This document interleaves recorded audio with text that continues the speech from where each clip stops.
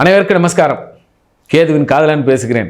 கடகராசி நேயர்களுக்கு இப்பொழுது தந்தை வழி உறவில் ஒரு கர்மாவையும் தந்தை வழி உறவில் ஒரு கடனையும் முடித்திருப்பீர்கள். ஆம், கடகம் அரசு உத்தியோகங்களுக்கு அப்பாயின்மெண்ட் கண்டிப்பாக கிடைக்கும். டிஎன்பிசி தேர்வுக்கு எழுதுங்கள், உங்களுக்கு வெற்றிகள் நிச்சயம். அல்லது எழுதி இருந்தால் ரிசல்ட் வந்துடும், அந்த ரிசல்ட் பாஸ் ஆகிவிடும். அதே நேரத்தில் தாயினுடைய இருதயமோ குடும்பத்தினுடைய இருதயமாக இருக்கக்கூடியவர்களுக்கோ சளி தொல்லைகளும் அல்லது ஒரு எதிர்பாராத இன்ப பிரிவுகள், அதாவது ஒருத்தர் திடீர்னு இப்போ நம்ம ஃபாரினுக்கு அப்ளை பண்ணியிருப்பார், இப்போ கிடைச்சிரும். வெளிநாடுக்கு டிரான்ஸ்லேட் இருப்பார், குடும்பத்தை விட்டு பிரிஞ்சு போயிருப்பார். சுப பிரிவுகள் அத்தனையுமே இப்பொழுது கிடைக்கும்.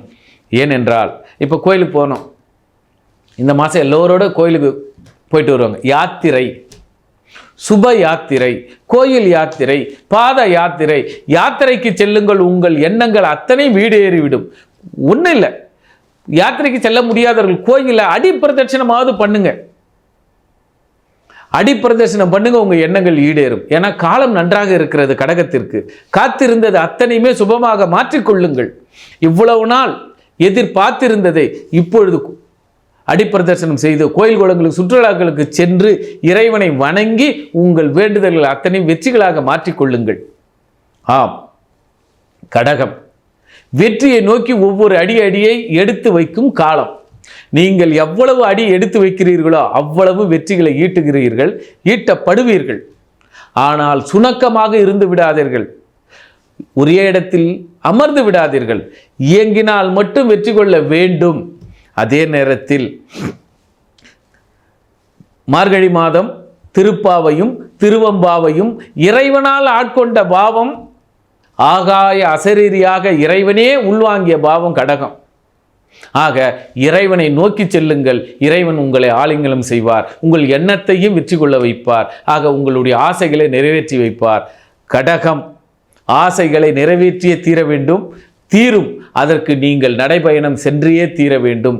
அது சுற்றுலாவும் இருக்கலாம், அல்லது கோயில் அடிப்பிரதர்சனமாக இருக்கலாம், அல்லது தாயாரை சுற்றி வந்து மாம்பழம் வாங்கிய விநாயகர் போல குடும்பத்தோடு அரவணைத்து செல்லுங்கள். உங்களுக்கு இம்மாதம் இக்காலம் சிறப்பான காலம்.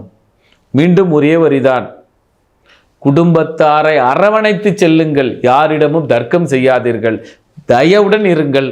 வாழ்க்கை வளமாகும், நலமாகும்.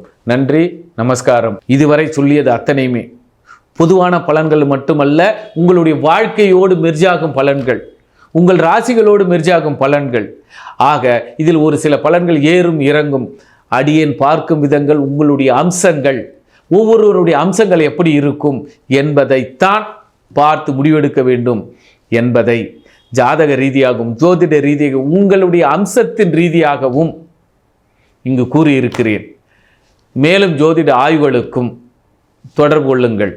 நன்றி, நமஸ்காரம்.